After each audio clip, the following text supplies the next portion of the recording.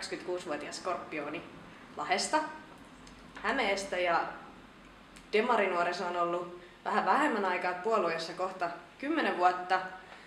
Niin ensimmäinen demarinuorten tapahtuma, missä on ollut viime kesänä, niin Jessin kesäleiri Turkissa Fočassa.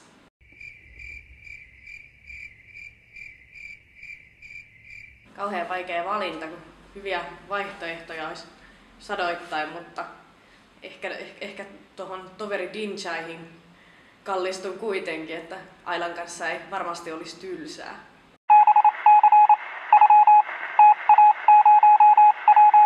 Intialainen on varmaan sellainen kestosuosikki.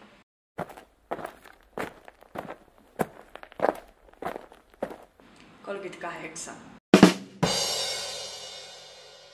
Äiti sanoi silloin, kun mä olin 10-vuotias, että musta tulisi hyvä poliitikko, koska puhun paljon, mutta en oikeastaan sano yhtään mitään. Että ilmeisesti ollut puhelahjat silloin jo kunnossa.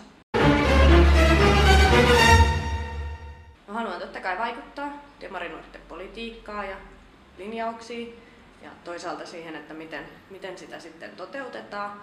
Ja toisaalta haluan sitten kehittää nuorisoliittoa ihan järjestönä ja tehdä koko Suomen kattavaa jäsenrekrytointia. Että Lahdessa ollaan hienosti saatu toiminta pyörimään ja haluan sitten levittää sitä myös muualle. Eemeli on pätevä ja nuoresta iästä huolimatta tosi kokenut ja oikeasti tosi hauska tyyppi. Jussi on iloinen, hyvä kuuntelija ja tosi helposti lähestyttävä. Et Jussin kanssa on helppo jutella.